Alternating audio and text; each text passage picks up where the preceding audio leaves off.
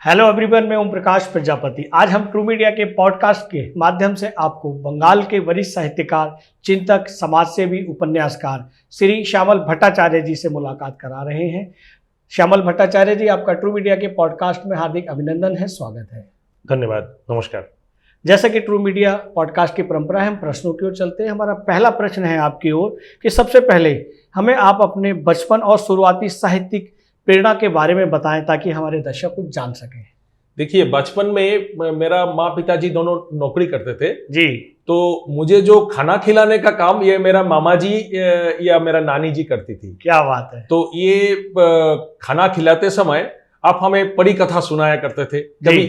कभी पंचतंत्र की कथा, कभी रामायण महाभारत की कथा, कभी आपका त्रिपिटक की जो कहानियां हैं, जातक की कहानियां हैं जी।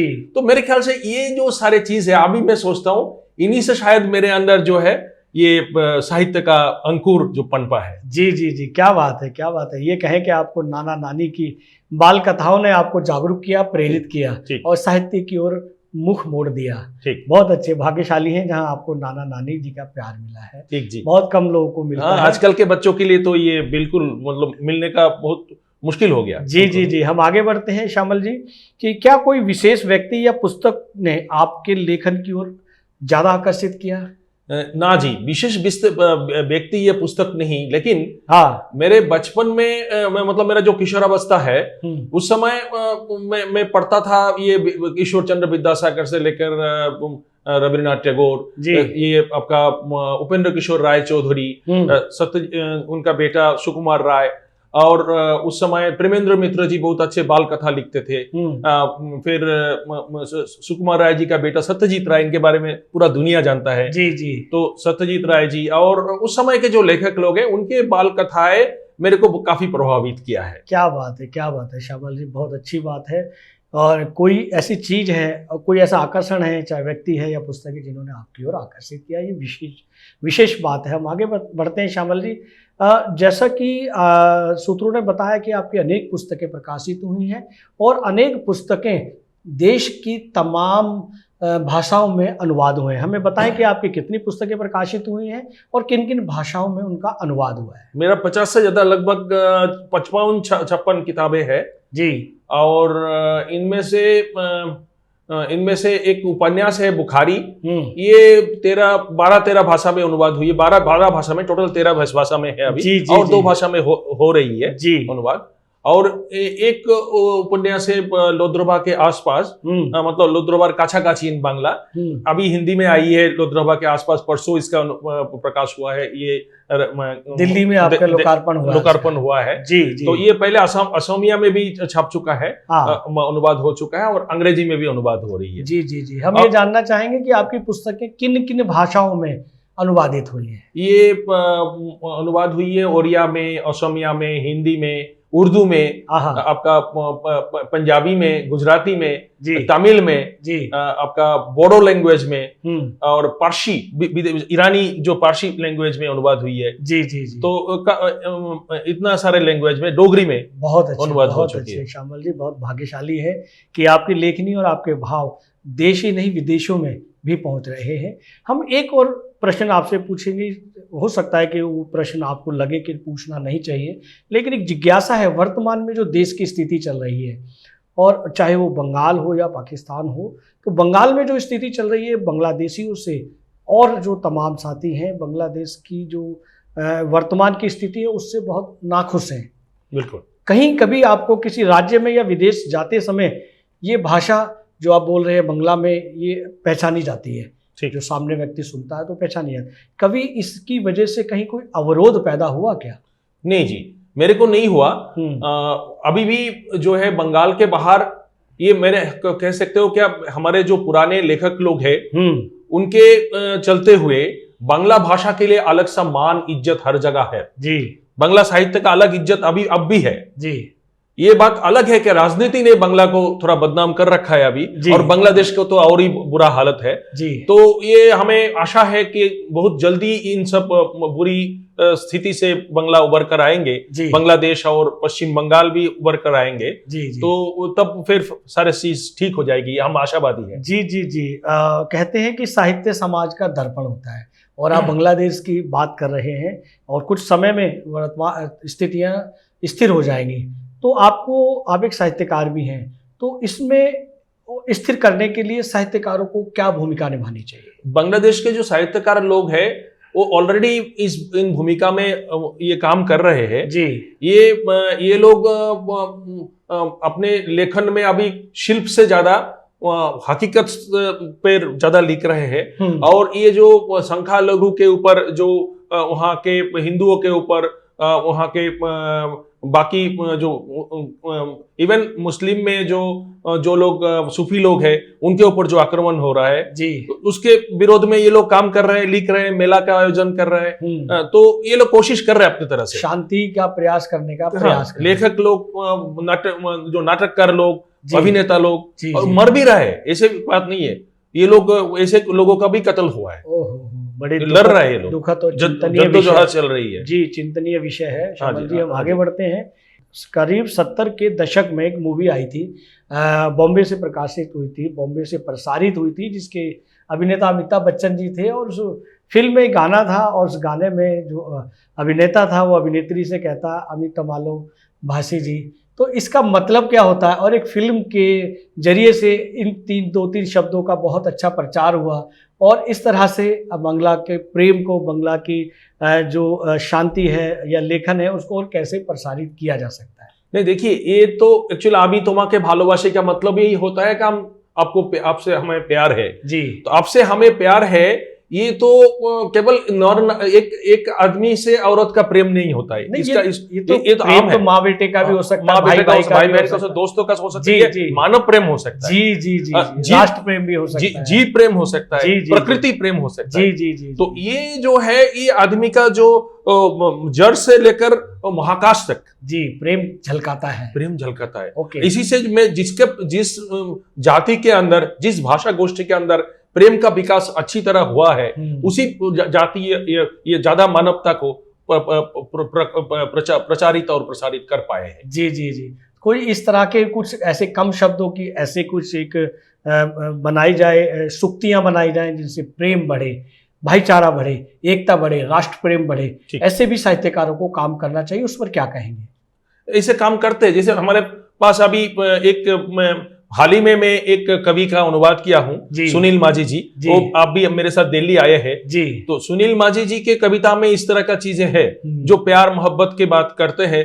सुनील माझी जी का जड़ जो है वो मिट्टी के नीचे है, और उनका जो सिर है वो आसमान तक है, महाकाश तक है, प्रकृति प्रेमिक है। उनका कविताओं का मैं एक पुस्तक अभी हिंदी में आई है। जी जी जी जी जी, बहुत इस तरह का कविता, तो इस तरह कवि है, ये कहें कि साहित्यिक क्षेत्र में ये सारे प्रयास किए जा रहे हैं। बहुत अच्छी बात है। श्यामल जी, हम आगे बढ़ते हैं कि आपको भारत के विभिन्न भौगोलिक क्षेत्रों में जाने का मौका मिला, इस यायावारी से आपका लेखन कितना प्रभावित हुआ? बहुत हुआ जी जी, क्योंकि आदमी जब घर से निकालता है बाहर, और जब देश के अलग अलग प्रांतों में जाता है जी, तब अलग अलग लोगों के जो चाल चलन, आचार व्यवहार, ये सारे चीज उनको प्रभावित करता है जी। और हमारे देश तो एक्चुअली चाहे भाषा अलग अलग बोली जाती है, लेकिन हमारे देश का एक चीज है कि ये पूरा देश में जो वसुधैव कुटुंबकम है, हमारी उपनिषद में वर्णित जो वसुधैव कुटुंबकम की जो प्रभाव पूरे देश में देखी जाती है। ये सबको, ये जो गैर को अपना समझना, अतिथि समझना, आप जब तक दूसरे के घर में नहीं जाओगे पता नहीं चलेगा किस तरह से आपको अतिथि सत्कार किया जाता है। आपके यहाँ आने से पता नहीं चलेगा आप कैसे आदमी हो, कैसे आप हाथ उठाकर आप अपने आप दूसरे को गले मिलते हो। जी जी जी जी। तो ये जो है, एक दूसरे से मिलना, और एक दूसरे के जरूरत पर एक दूसरे के कंधों पर सिर रख के रोने का भी जो अधिकार है, रोने का भी, ये भी मेरे को, ये पूरा देश भर जाने से मेरे को ये फायदा हुआ।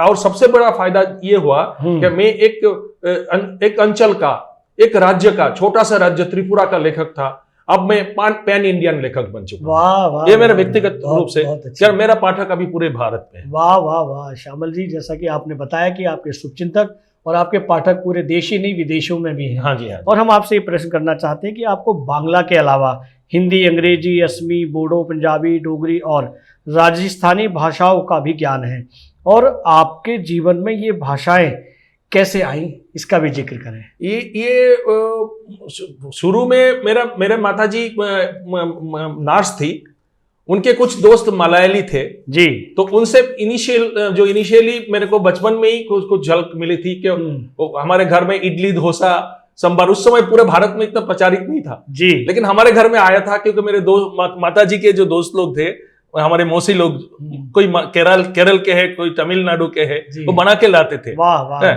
तो ये, लेकिन ये जो अलग अलग प्रांतों से मेरा जो खुद का आया, ये एयरफोर्स से मैं भारतीय वायुसेना में ज्वाइन किया, और जो पहली चीज मैं अलग अलग भाषाओं का सीखा, पूरा भारत का सारे भाषाओं का गाली सीखा। एक गाली के जरिए मैं अलग अलग भाषा के मतलब कोई भी भाषा में आप मेरे को गाली दे दो, मैं उसको प्रत्युत्तर उसी भाषा में कर सकता हूँ। वाह वाह वाह। तो गाली के जरिए कोई भी भाषा में मेरा प्रवेश हुआ, और धीरे धीरे जिस प्रांतों में मेरा पोस्टिंग रहा, हाँ, तो वहां का भाषा मेरे को सीखने को, वहां का दूध वाला, सब्जी वाला से मेरा परिचय हुआ, संपर्क हुआ, उनसे हम सीखे हैं। हर कोई हमारा टीचर है, और जहां ज्यादातर रहे वहां पर हमने सिस्टमेटिक तरीके से, हम तो बेसिकली इंजीनियर है, लेकिन वहां जाने के बाद मैं जैसे सिस्टमेटिकली पंजाबी सीखने का कोशिश किया, हिंदी में एमए किया, इस तरह से अलग अलग प्रांतों में जाकर मैं राजस्थान में राजस्थानी सीखा, जब जम्मू कश्मीर गया डोगरी सीखा, लद्दाखी थोड़ा बहुत समझ में आता था। इस तरह से जी जी जी जी हमें अलग अलग भाषाओं को सीखने का मौका मिला। बहुत अच्छी बात है। और फिर साहित्य भी इसी तरह आया है, जी जी जी, पढ़ने को मिला है। और आपको देखो, ये दूध का स्वाद जो है आप घोल से जो अनुवाद से मिलता है, दूध का स्वाद घोल से मिलता है जी, लेकिन आप अगर ओरिजिनल पढ़ोगे फिर आपको दूध का स्वाद दूध का ही मिलेगा, दूध का स्वाद दूध से मिलेगा। बहुत अच्छी बात है। अभी हमें सूत्रों से पता चला है श्यामल जी कि आपकी जो आगामी पुस्तकों का, नई पुस्तकों का, जो अभी दो तीन पुस्तकें आपकी दिल्ली में लोकार्पित हुई हैं, उनको आपने वरिष्ठ दोहाकार श्री मनोज कामदेव जी को समर्पित किया है और अन्य लेखकों को किया है। इस विषय में बताएं कि ये आपने जो समर्पित किया है, इसकी क्या विशेषता है, या लेखक की, या पुस्तक की, या पाठकों की, इस विषय में भी बताएं। ये जो 3 पुस्तक जो आई है जी, ये मेरा उपन्यास है, मेरा दूसरी उपन्यास है, लोद्रुबार काछाकाछी। ये एक्चुअली राजस्थान का एक प्रेम कथा है, मुमल महेंद्र प्रेम कथा। ये मुमल महेंद्र प्रेम कथा के प्रेक्षित में ये लिखा गया है। तो एक जो टीम है, आर्कियोलॉजिकल सर्वे ऑफ इंडिया की एक टीम है, वो वहाँ फिल्म बनाने जाती है। ये आपका एक डोको फीचर फिल्म बनाने जाती है आर्कियोलॉजी सर्वे ऑफ इंडिया की तरफ से। इसका जो लेखक है, स्क्रिप्ट राइटर, वो परितोष आसाम के हैं। इसका जो डायरेक्टर है नासिम, वो त्रिपुरा के हैं। और इसका जो फोटोग्राफर है वो राजस्थान के है। इसे पूरा भारत का टीम था। ये टीम जब वहां राजस्थान में जा रहा था, ये फिर उसके लिए लोद्रुबा के पास पहुंच रहे थे, उस समय एक बहुत बड़ा सा आंधी आया। और आंधी से आप जानते हैं राजस्थान में, मतलब मरुभूमि में जिस तरह से आंधी आता है, रेतीली आंधी आता है, और सब कुछ मतलब आपको आंखों में भी पानी आ जाता है, ये रेत आ जाता है। तो ऊंट भी बैठ गए थे, ऊंट के पीठ से जा रहे थे, और ये लोग मतलब बिल्कुल बिखर गए। एक ऊंट इस तरफ चला गया, एक ऊंट उस तरफ चला गया। तो फिर ये अलग अलग डेस्टिनेशन पे पहुंचे, और फिर ये कहानी शुरू होती है। इसमें फिर बाद में पता चलता है क्या, मतलब इससे जो है ना, अतीत से वर्तमान का आना जाना शुरू हो जाता है। 400 साल 500 साल पुराना जो कहानी है, जिसका अभी तक कोई कथा साहित्य तो राजस्थानी में नहीं है, पहला बार बांग्ला में लिखी गई है। उस कहानी के साथ आज के जो चरित्र है, पात्र है, वो जुड़ते हैं। और ये लोग जो भारत के अलग अलग प्रांतों से है, तो अलग अलग प्रांतों में उस समय क्या है, अब सोच लीजिए 2002-3 का समय, ये जो 20वीं सदी के आखिरी 4-5 साल, पूरे देश में अलगाववाद चल रहा था। बिल्कुल। हाँ, धर्म को लेकर, जाति लेकर, भाषा को लेकर अलगाववाद चल रहा था अलग अलग प्रांतों में। तो ये अलगाववाद इनके जीवन में भी प्रभाव लाता है। तो मेरे उपन्यास का यही है, ये अलगाववाद का इफेक्ट पूरा उपन्यास में देखा जा सकता है। लेकिन ये जो चरित्र है ये एक प्रेम कथा लेकर डील करता है। क्या बात है। तो ये अलगाववाद का जो ट्रीटमेंट है, ये बीमारी का जो मतलब उपशम है, वो मैं प्रेम के द्वारा करना चाहा। वाह। कि प्रेम ही एक ऐसा एक चीज है जिससे आप इस तरह के जो अलगाववाद है उससे आप बच सकते हो, आप अपने देश को बचा सकते हो। बिल्कुल, बिल्कुल। ये मेरा पहला उपन्यास है जो अब मेरा दूसरी उपन्यास है जो अभी हिंदी में अनुवाद हुई है। कुमार शाश्वत जी ने उसको अनुवाद किया है। एक और उपन्यास इन्होंने अनुवाद किया है, वो है मेरा जो पहला उपन्यास बुखारी है, उसका सीक्वल है जी। ये सियाचिन ग्लेशियर के ऊपर है। वाह वाह। तो ग्लेशियर में जो सैनिक जो पृथ्वी के सबसे उच्चतम युद्ध क्षेत्र में जो दीर्घकालीन अघोषित लड़ाई लड़ी जा रही है भारत और पाकिस्तान के बीच, जिसमें मीडिया के अनुसार, मैं फौजी वो नहीं दे रहा हूं आपको, मीडिया के अनुसार हर रोज 9 से 10 लोगों की मौतें होती है एवरेज। हर रोज 10 से 11 करोड़ रुपया दोनों देशों का खर्चा होता है। ये पैसा किसका है? दोनों देशों का, जो गरीब किसान लोगों का पैसा है। बिल्कुल बिल्कुल। और वो इससे कौन मरते हैं? वो गरीब किसान लोगों के घर के जो बच्चे हैं, जो सेना बनते हैं, वही सेना वहां मरते हैं। जी, जी जी। और इससे फायदा किसका होता है? जो लोग शस्त्र बेचते हैं। वाकई सही कहा। उनका होता है। वो भारत को भी बेच रहे हैं, पाकिस्तान को भी बेच रहे हैं। बिल्कुल। तो हम चाहते हैं कि ये युद्ध बंद हो। तो लेकिन ये युद्ध इतनी आसानी से बंद होने वाली नहीं है। ये भी स्थिति मतलब ये है, इसका रणनीतिक कौशल इस तरह का है और ये जियोपॉलिटिकल सिनेरियो भी इस तरह का है कि वहां अभी पाकिस्तान, चाइना है, वहां से रोड बना लिए है कराची तक, काराकोरम हाईवे। चाइना का अधिकार हमारे उत्तर में आ गया और वहां पाकिस्तान भी अपने वर्चस्व बजाय रखा है, भारत भी अपना वर्चस्व बनाए रखना चाहता है वहां पर।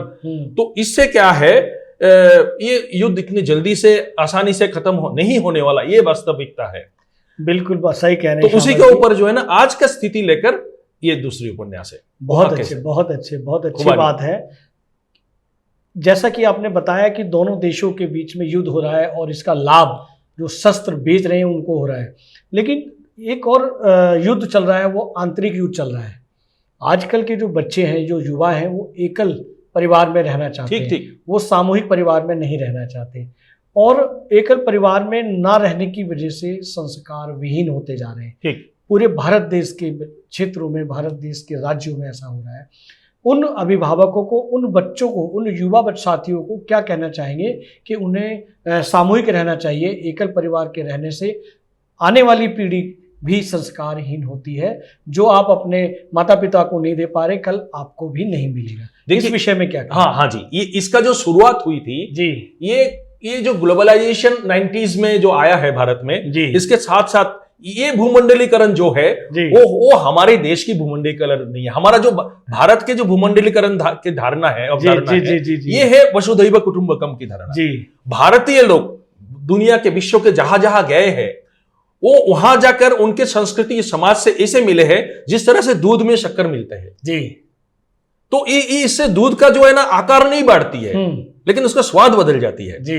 तो भारतीय लोग ऐसे मिले हैं, वो वहां साम्राज्यवाद फैलाने नहीं गया है, वहां जाकर उन्होंने शिक्षा, स्वास्थ्य के ऊपर काम किया है। लेकिन ये जो साम्राज्यवाद है, ये यहां पर एक दूसरा साम्राज्यवाद आ रहा है। ये साम्राज्यवाद आपके स्थल पथ से नहीं आता है, जल पथ से नहीं आता है, आकाश पथ से भी नहीं आता है। ये जो हजारों सैटेलाइट चैनल के जरिए आपके डेस्कटॉप में, लैपटॉप में, पाम टॉप में, मोबाइल फोन में आ रही है। ये जो चीजों के, ये जो उनका जो प्रोडक्ट है, उसका संस्कृति बनते जा रहा है। इसके चलते हुए हर एक को, अगर माँ के ओम से ही कोई बच्चा, गर्भावस्था से ही उनको कोई म्यूजिक सुनते बड़ा है, यही प्रोडक्ट मेरे को चाहिए। पहले एक ही जैसा प्रोडक्ट हम सब लोग यूज करते थे जी जी जी। अब अलग अलग प्रोडक्ट आ गया। ये प्रोडक्ट सब हर कोई खरीदना चाहता है। अगर एक आदमी का घर में 10,000 रुपया, 1 लाख रुपए मान लो ये है, अगर एक आदमी का इसमें 50% से ज्यादा चाहत है, तो किसी आदमी का अगर बीवी इसे चाहता है, ये कोई औरत का हस्बैंड इसे चाहता है, कमाओ अगर पत्नी है, बाकी लोगों को ठीक से दे नहीं पाता है, इसी से परिवार जो बिखरता है। परिवार में बाकी जो भाई को नहीं दे पा रहा है, बहन को नहीं दे पा रहा है, माँ पिताजी को नहीं दे पा रहा है, तो ये पन्नस ये इसका संस्कृति है, इसी से जो है ना परिवार टूट रहे हैं। और इसमें प्रेम प्यार मतलब आदर्श ये सब तिलांजलि हो रहा है बिल्कुल इसका। अब इसी से जरिए बच्चे अकेले हो रहे जाए, क्योंकि परिवार का अगर परिवार होता है हमारा जो सभ्यता का सबसे छोटी इकाई है, एक परिवार टूटता है तो एक्चुअली सभ्यता टूटता है। बिल्कुल बिल्कुल। इसी तरह हमारा जो केवल भारत नहीं, हमारा जो तृतीय विश्व है, ये सबका परिवार टूट रहा है।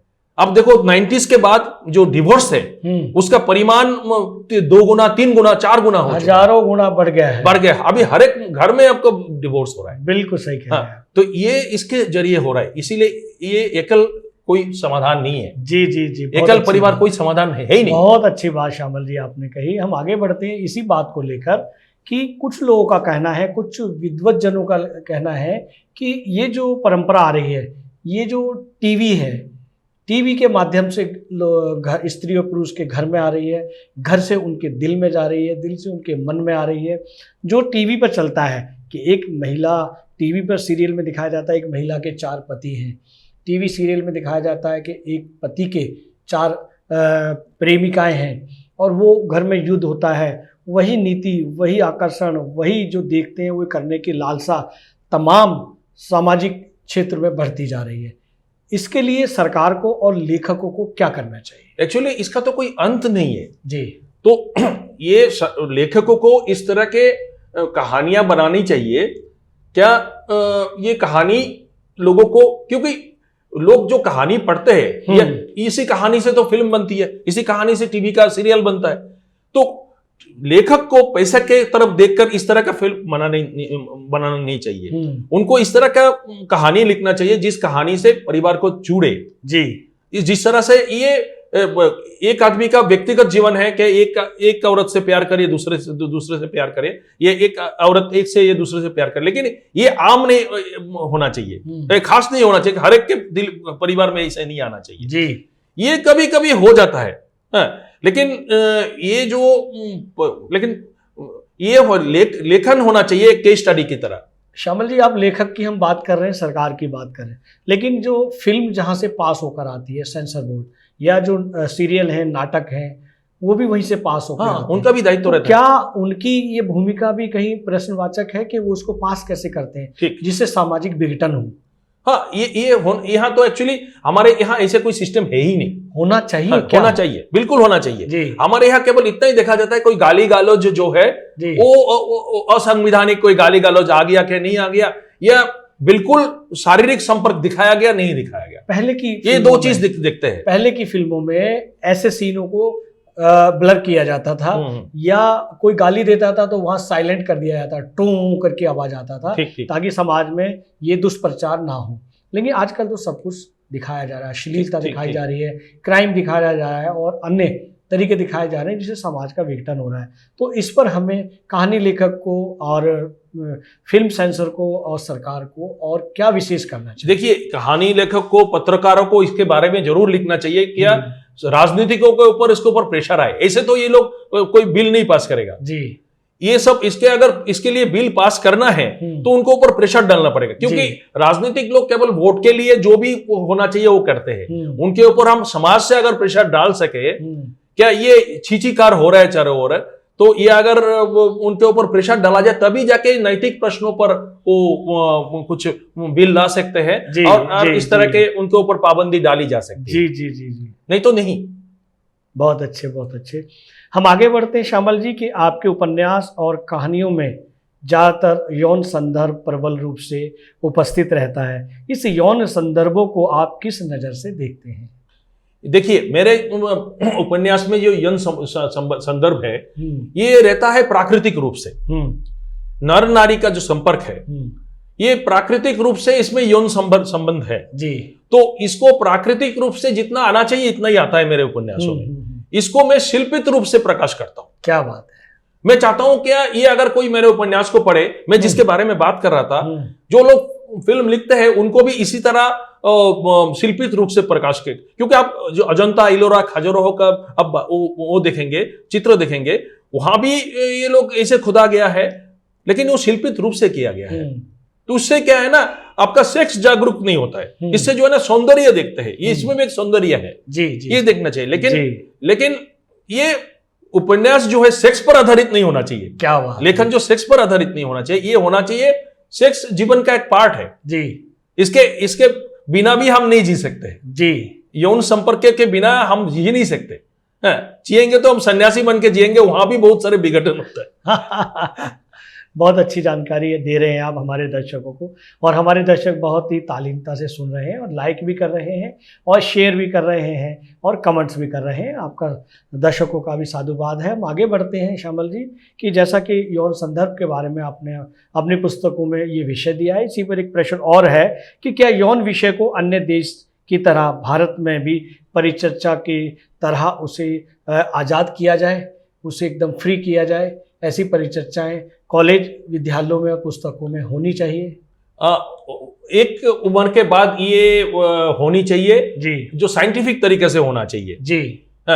ऐसे होने से जो जिस तरह से विकराल रूप से जिस तरह से उनके पास परोसा जाता है, ऐसे होने से समाज में वो फैलता है। लेकिन साइंटिफिक तरीके से अगर स्कूल कॉलेजों में ठीक से पढ़ाया जाता है बच्चों को, तो ये क्राइम घटेगा।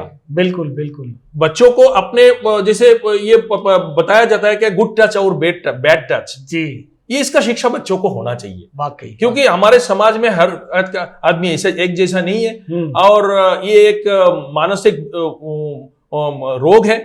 इससे हम बचने के लिए, अपने बच्चों को बचाने के लिए ये शिक्षा तो उनको होना चाहिए। बहुत अच्छी जानकारी दे रहे हैं, बहुत अच्छा हमारे दर्शकों को ज्ञानवर्धक जानकारी दे रहे हैं। हम आगे बढ़ते हैं श्यामल जी, कि आपके लेखन में आंचलिकता एवं अप्रवासी दोनों संदर्भ मिलते हैं।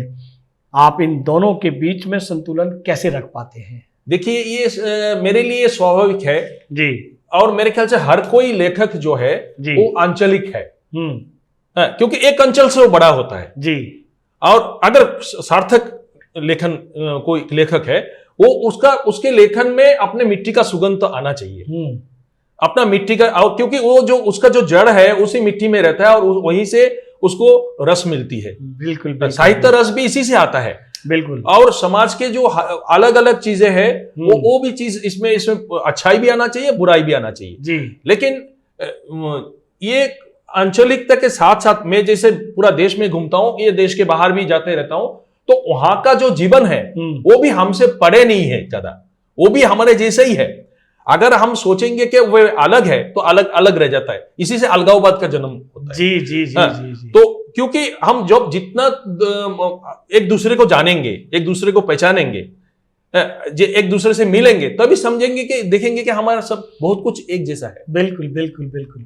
हम रोते हैं एक ही चीजों पर, हंसते हैं एक ही चीजों पर, हमारे जो संवेदनाएं हैं वो भी एक जैसा है जी जी। तो हम क्यों एक दूसरे से दूर रहे? हम हाथ बढ़ाकर एक दूसरे को गले में क्यों ना? वाह वाह वाह वाह, बहुत अच्छा। तो यहाँ पर धर्म, संस्कृति, धर्म, भाषा, ये सब जो है ना, उसको इसके जाति के हंसी की दृष्टि से नहीं देखना चाहिए। बहुत अच्छी बात, बहुत अच्छी बात श्यामल जी, बहुत अच्छी बातें कर रहे हैं। आपको बहुत बहुत साधुवाद है श्यामल जी। हम जानना चाहेंगे कि आपकी कई दर्जन पुस्तकें प्रकाशित हो चुकी हैं, और इन पुस्तकों में कौन सी पुस्तक आपके निकट है, इस विषय में बताएं। देखिए, लेखक का पुस्तक है तो उसके लिए संतान जैसा है जी जी जी। और मैं एक इस तरह का लेखक हूं जो कि कोई भी शौकीन किताबें नहीं लिखा।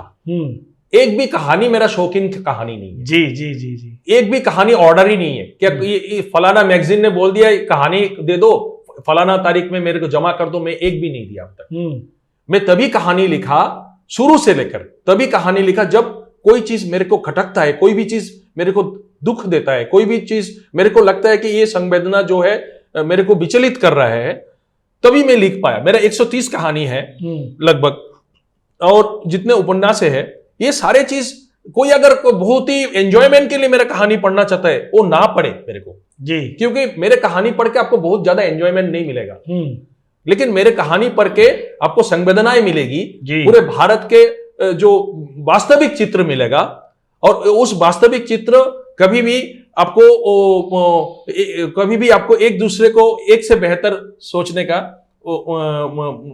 ये नहीं देता है, मौका नहीं देता है जी। मेरे को लगता है कि अलग अलग समय में लिखी गई उस समय का जो रचना है वो मेरे लिए प्रिय है। बहुत अच्छी। मैं एक से नहीं चुन सकता, लेकिन लेखकों पाठकों की दृष्टि से तो कोई पुस्तक आगे बढ़ गया, कोई पुस्तक पीछे रह गया। बहुत अच्छी, बहुत अच्छी। श्यामल जी, एक और प्रश्न आ रहा है आपकी ओर कि आप किन किन लेखकों से प्रभावित होते हैं, बंगला या अन्य भाषाओं के?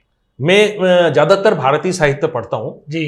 और फिर भी मैं अलेक्जेंडर पुश्किन से लेकर आपका बहुत सारे विदेशी लेखकों से भी मैं दस्तोयेवस्की तक बहुतों से उस समय में पढ़ता था, प्रभावित हुआ था जी, जी, थोड़ा जी, बहुत। जी, जी, जी। लेकिन बाद में भारतीय जैसे रविन्द्रनाथ टैगोर के बाद बंगाल के 3 बंदोपाध्याय, मानिक बंदोपाध्याय, विभूति भूषण बंदोपाध्याय और ताराशंकर बंदोपाध्याय, जी जी जी, इन तीनों का उपन्यास के अलावा सैयद मुस्तफा सिराज बाद में जो लिखे हैं, सैयद मुस्तफा सिराज, श्यामल गंगोपाध्याय, आपका समरेश बसु, आपका दीपेंद्रनाथ बंदोपाध्याय, आपका ये इनकी कहानियां, इनके उपन्यास और जो जिनके साथ मैं मिला हूं, जो मेरे आदर्श बने हैं बाद में, 70 के दशक के साधन चट्टोपाध्याय, राम कुमार मुखोपाध्याय, झरश्वर चट्टोपाध्याय, अमर मित्रो, किन्नर राय, त्रिपुरा के देवव्रतो देव,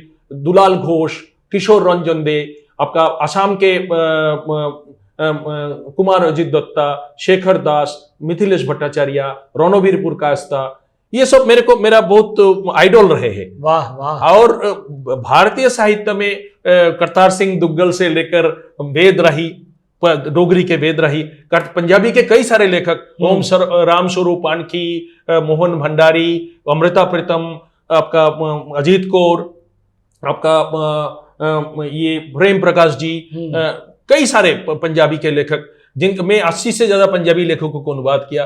और ये अनुवाद जो मैं किसी के कहने पर नहीं किया, जो कहानी मेरे को लगा कि यह गजब का कहानी है, विश्वमान की कहानी है, उसी को मैं अनुवाद किया। वाह वाह वाह। तो ये लोग डोगरी के वेद राही जी, ओम गोस्वामी जी मेरे को काफी प्रभावित किए, पद्मा सचदेव जी, आपका कर्नाटक के जो है कुवेम्पू जी, कुवेम्पू जी के ऊपर मेरा काफी काम है। कुवेम्पू जी मेरे को काफी ये किया है, तो उनका मैं अनुवाद भी किया हूँ। उनके जीवन के ऊपर मेरा जीवनी में मैंने लिखा है। आपका हम्पसंद्र नगराजय्या साहब है, उनके ऊपर मेरा काम है। बहुत अच्छे, बहुत अच्छे। एक श्रीलंका के है आयथुराय संथन साहब जी, आयथुराय संथन साहब की कहानी है, वो तमिल के पहले फ्लैश फिक्शन राइटर है। वाह वाह वाह। तो उनकी कहानियों में भारत और श्रीलंकाई जो तमिल वंशोद्भूत लोग हैं, उनके जीवन के ऊपर बहुत अच्छा है। ये जो आईटी ये जो इंडियन पीस कीपिंग फोर्स जो श्रीलंका में गए थे, उसके ऊपर उनकी कहानी है, उसके अगेंस्ट में मेरा भी कहानी है। ये इन्होंने क्या किया, मेरा कहानी को अनुवाद करके उनके साथ में छपाया। क्या कि ये मेरा जो दृष्टि है, मैं एक भारतीय के रूप में आईपीकेएफ को कैसे देखता हूं, आप श्रीलंकाई के रूप में मतलब दृष्टि से कैसे देखते हैं, ये एक साथ किया गया है। तो ये लोग सारे मेरे को प्रभावित करते हैं। बहुत बढ़िया श्यामल जी, बहुत बढ़िया। श्यामल जी, हम आगे बढ़ते हैं कि आपने इतने सारे लेखकों को, साहित्यकारों का जिक्र किया जिनसे आप प्रभावित हैं और वो लोग भी आपके लेखन से प्रभावित हैं। हम ये जानना चाहते हैं कि कथाकार, उपन्यासकार और अनुवादक के रूप में आप अपने आप को किस रूप में ज़्यादा पसंद करते हैं? देखिए, ये मेरा ये सारे तो मैं ही हूँ जी। तो पता नहीं, लेखक के रूप में ज्यादा जानना चाहूंगा जी। ये लोग मुझे लेखक के रूप में ज्यादा जाने, लेकिन अनुवाद जो कर्म है, मेरे ख्याल से ये साहित्य का एक ऐसा कर्म है जो साहित्य को एक दूसरे भाषाओं से जोड़ते हैं। ये एक फौज रखने का जो मायने रखता है एक देश में, पुलिस रखने का जो मायने रखता है, इससे ज्यादा एक साहित्य अगर एक दूसरे भाषा में अनुवाद होता है, उसका ज्यादा मायने रखता है मेरे ख्याल से। क्योंकि ये फौज तो बाहर से आपको रुकेगा, लेकिन साहित्य आपको अंदर से रुकेगा। वाह वाह वाह। कोई भी अपराध से रुकेगा, तो ये ज्यादा जरूरी है। एक और हमारे टैगोर से, रविन्द्रनाथ टैगोर से लेकर, विद्यासागर से लेकर, करतार सिंह दुग्गल से लेकर अमृता प्रीतम, सारे लोग अनुवादक थे। वाह, सारे लेखक अनुवादक थे। मैं ऐसे ही एज ए लेखक, एज ए अनुवादक परिचित रहना चाहता हूँ। बहुत अच्छी जानकारी दे रहे हैं श्यामल जी। हम एक और याकायाक एक प्रश्न आ रहा है मन में कि 70 के दशक में जब हम प्राइमरी शिक्षा में हुआ करते थे, तो प्राइमरी शिक्षा में जब हम कहानियाँ, लघु कथाएं कहानियाँ पढ़ा करते थे, तो उनमें जिक्र हुआ करता था बंगाल का और बंगाल के जादूगरों का, बंगाल की जादूगरनियों का। कहते हैं कि जो यात्री बंगाल में यात्रा करने जाते थे, भ्रमण करने जाते थे, पर्यटन के माध्यम से जाते थे, तो वहाँ की जो जादूगरनियाँ होती थी, बांग्लादेशी महिलाएं होती थी, उनको जादू से मोमबत्ती बनाकर अपने दिवाले में, अपने घर के किसी कोने में रख दिया करती थी। क्या ये सिर्फ कहानियाँ थी या ऐसा हकीकत में भी होता था? ये एक्चुअली कहानियां जो है प्रतीकी है जी। ये कहानियां प्रतीकी इसीलिए है, क्या बंगाल में जाने से केवल महिलाओं के प्रति नहीं, वहां का जो माहौल है जी, बंगाल का, अगर आप टोपोग्राफिकल देखो, वहां ना ज्यादा गर्मी है ना ज्यादा सर्दी है, लेकिन वहां पहाड़ भी है और समंदर भी है। वाह। तो ये जो है एक, और ये मिनी भारत भी है। तो वहां जाने के बाद लोगों को उस समय रोजगार मिलता था। रोजगार मिलने पर लोग आ नहीं पाते थे वापस जी। तो अभी, और वहां रहने लगे तो वहां शादी भी कर लेते थे। लेकिन जरूरी नहीं है कि बंगालन से शादी करे। अपने जैसे बिहारी लोग जाते थे, वो बिहारी लोगों से शादी करते थे, लेकिन वो जन्मे बंगाल में। जी जी। तो वो तो जादूगर नहीं, जो जिसके पटे वो तो जादूगर नहीं हो गया। जिसने पटाया, प्रेम किया है। मेरे बीवी के लिए मैं जादूगर हूँ। वाह वाह वाह, अच्छा। और तो भाभी जी को आपने पटाया? जरूर। तो मतलब ये कहें कि पुरुष भी जादूगर थे, महिलाएं भी जादूगर हर कोई है। क्या बात है, ये तो प्यार की अलग वो प्रतीकी है। वाह वाह वाह वाह। ये ऐसे बंगाल में भी आसाम के लिए कहा जाता है, जो कामरूप कामाख्या है, वहां जाने से आदमी को भेड़वा बनाया जाता है। लेकिन कामरूप के लोग बहुत अच्छे होते हैं, बहुत ही प्यारा होता है। तो वहां का प्रकृति बहुत अच्छा है, तो वहां जाके लोग बस जाते हैं। क्या बात। तो इसी तरह बहुत अच्छी जानकारी आपने दी। हम तो इनको कहानियों से जब पढ़ते थे या हमें सुनाया जाता था, उस बाल अवस्था में हम डरते थे कि कभी बंगाल नहीं जाएंगे। चलिए हम आगे चलते हैं कि सूत्रों से पता चला है कि आप प्रधानमंत्री जी के मन की बात का बांग्ला भाषा में अनुवाद करते हैं। इस विषय में भी कुछ बताएं। नहीं, देखिए, ये तो मेरे लिए सौभाग्य की बात है। हाँ, मैं एक फौजी रहा मेरे पूर्व जीवन में। मैं भूतपूर्व वायु सैनिक हूँ। तो मेरे लिए भारत के प्रधानमंत्री का अनुवादक बनना एक गौरव की बात है। वाह। चाहे ये प्रधानमंत्री कोई भी दल का हो, वो भारत के प्रधानमंत्री है। बिल्कुल। तो इसीलिए ये मेरे लिए बहुत गौरव की बात है। और मेरा खुशनसीबी है कि मैं पिछले 10 साल से 12-13 साल हो गया, 12-13 साल से ये काम मैं कर रहा हूँ। बहुत अच्छी बात, बहुत भाग्यशाली है कि हमारे भारत यशस्वी प्रधानमंत्री जी के मन की बात को आप बांग्ला भाषा में अनुवाद करते हैं और वो साथी भी पूरी तरह मन से उसे सुन पाते हैं। हाँ जी। हम आगे चलते हैं श्यामल जी। ये चलते चलते हमारा आखिरी प्रश्न है, अंतिम प्रश्न है, और हम जानना चाहेंगे कि आपके जीवन पर कोई पुस्तक या फिल्म बने या कोई स्टोरी बने या कोई डॉक्यूमेंट्री बने, तो उसका शीर्षक क्या रखेंगे? क्या रख सकते? सुबह की ध्रुव तारा। अरे वाह, सुबह की ध्रुव तारा। हाँ, मैं वो महत्वाकांक्षी हूँ, इस तरह का रखा जा सकता है। वाह वाह वाह। ये ध्रुव तारा सुबह के, शाम के, रात के भी होते हैं क्या?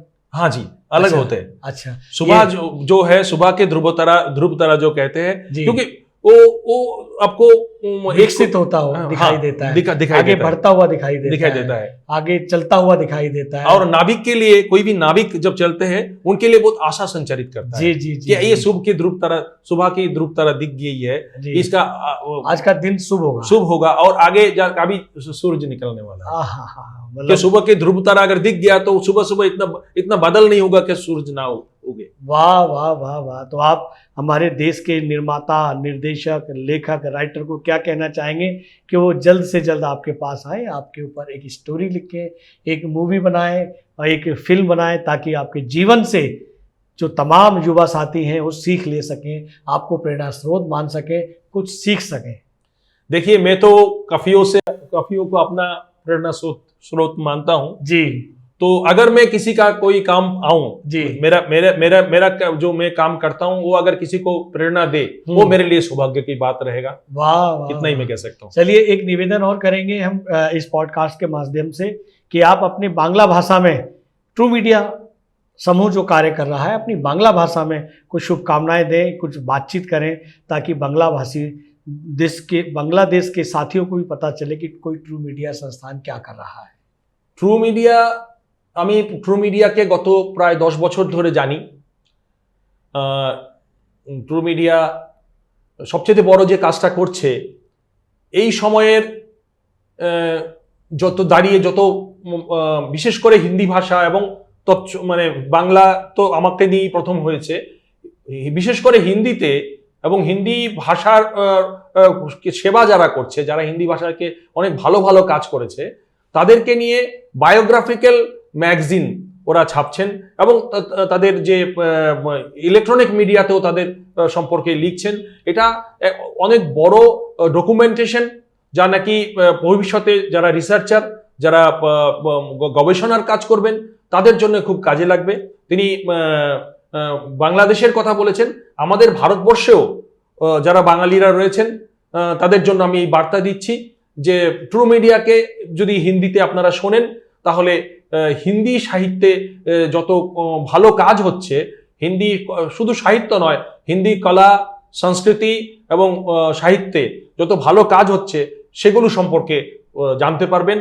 আজকের ভারতকে জানার জন্য true media in true sense প্রকৃত অর্থে খুব ভালো কাজ করছে। ধন্যবাদ। वाह वाह वाह, बहुत अच्छे आपने सच्चे मन से आपने भाव प्रकट किए ट्रू मीडिया के लिए, बहुत बहुत धन्यवाद। और आपने अपना बेशकीमती समय ट्रू मीडिया के पॉडकास्ट के लिए दिया, उसके लिए बहुत बहुत धन्यवाद। धन्यवाद आपको भी, धन्यवाद। अगर आप ये वीडियो YouTube पर देख रहे हैं तो हमारे चैनल को सब्सक्राइब करें और बेल आइकन को दबाना ना भूलें। अगर आप Facebook पर ये वीडियो देख रहे हैं तो हमारे पेज को लाइक करें।